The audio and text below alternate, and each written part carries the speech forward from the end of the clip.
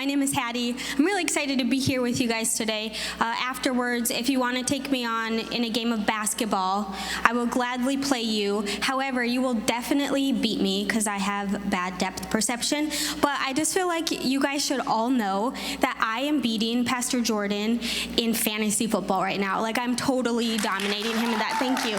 Yes, thank you so much for that. I've worked really hard to be good at it. Okay, so last week I heard you guys were talking about just when hard things happen in the world, and kind of ask some questions when bad things go on in the world and when there's pain and problems, where is God in all of that? And I heard that in your small groups you just had some really good time of questions and discussions. But today we're going to get a little bit more personal. How many of you love getting more personal? One person in the back, all right. I don't either, but we're gonna get a little bit more personal, and we're gonna talk about how we feel when pain and problems show up in our own lives. So probably more than a few years ago, when I was a freshman in college, I went to school somewhere really far away. It was 6 hours away. Do any of you have plans to go to school really far away? Yeah, far away. Okay, awesome. And this was before phones had the Maps app on it. And one night I decided I want to go out to Walmart. And so I got in my car and I drove to Walmart, which was really far away.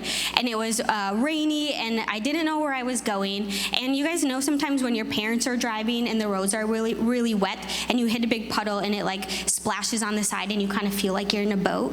Have you experienced that? Yeah, that was happening to me. And I didn't know where I was going. And finally I got to Walmart and I parked way in the back of the parking lot, and I just started sobbing. I was just crying because I knew I still had to drive home, and I didn't know how to get back home to my dorm.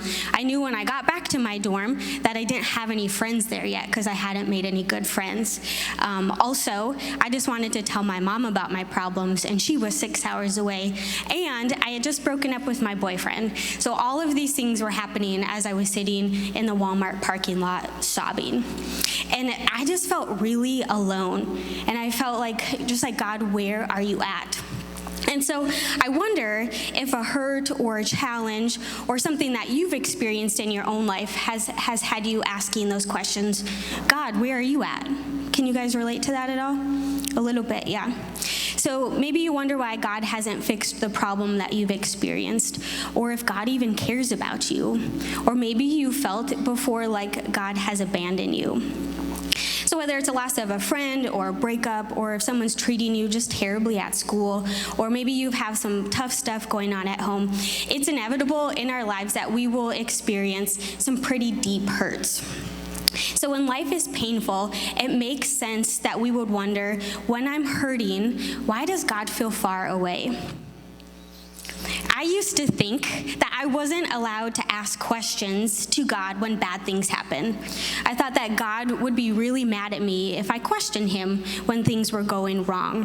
I thought that if I had questions, that meant that I was a bad Christian, and I really didn't want to be a bad Christian. But what's so cool is that God knew that we would have these kind of questions, and so he made sure to put stories in the Bible of other people having these same questions that we experience. And so in the book of Psalms, do you guys keep your phones at youth group? I don't even know. Yeah, do you ever read from the Bible in your phone? Oh, cool. Some people do. If you want to, if that's okay with the leaders, we're going to read from Psalm 22. And the person who wrote this, his name was David. And David had a really cool faith in God, and he loved God a lot. So much so that it said he was a man after God's own heart, which basically meant he really liked God, and he had a strong faith. But then we see in this book of Psalms, it's Psalm 22, I don't remember, Psalm 22, 1 through 3. Here's David, who has this really good faith. He says, my God, why have you abandoned me? Or why have you left me? He said, why are you so far away when I groan for help? Can't you just kind of feel like how sad he is and how he's really questioning God in this? He says, every day I call out to you, my God, but you do not answer me. Every night I lift my voice, but I find no relief. Do not stay far away from me, for trouble is near and no one else can help me. So here's David with a really strong faith saying, hey God, where you at, dude? I need your help, but you're not answering me. So David had these really, just like clearly some strong feelings of being left alone and abandoned. And what's so cool about that, well, it's not cool he felt that way, but what's cool about this story is that he wasn't shy to tell God how he was feeling. And if God didn't want us to be honest about how we're feeling, especially in those hard times, do you think that words like this would end up in the Bible? Probably not, right? And now, way after that verse was written by David in the Psalms, we see those same words pop up again in the Bible by someone who also felt really abandoned by God. In the book of Matthew, it tells the story of Jesus dying on the cross, of Jesus being crucified on the cross. And it says as people were passing by and they saw him hanging there, they were making fun of him. Here's Jesus up there dying to forgive them of their sins. And these people are making fun of him and they're laughing at him. And Jesus cries out in a loud voice, my God, why have you abandoned me?" So he's speaking these same words that David said of just saying, God, where are you at? And there has been a lot of talk about why Jesus would even say this, because we know that Jesus is God, right? And we know that Jesus is also God's son. So if they have such a good relationship, why is it that he's wondering where God is at? Well, everyone can agree that Jesus spoke these words from a place of just really deep pain, physically, right? Because he's being killed on the cross, but also spiritually. So then, if people in the Bible like David felt this way, and if Jesus felt this way, well, what are you and I supposed to do in these hard moments? When we're hurting, it's not always easy to remember to go to God, right? It's not always easy to remember, like, okay, I'm going to go and pray now. That's a really good Christian answer, but not always the easiest thing to do. For me, when I'm hurting or when I'm really sad, I like to watch Netflix, and I like to eat ice cream, and probably also popcorn. I like to have the good combo. And those things might make me feel good for a minute, but they don't always last, right? That's a really short-term fix for the problems. And so I want to give you just a few simple things that you could do or try to do in times where maybe you're feeling abandoned or hurt or maybe feeling alone. So the first one is to breathe. And I hope that you're all breathing right now, although some of you look a little sleepy. Your breaths might be kind of slow a little bit.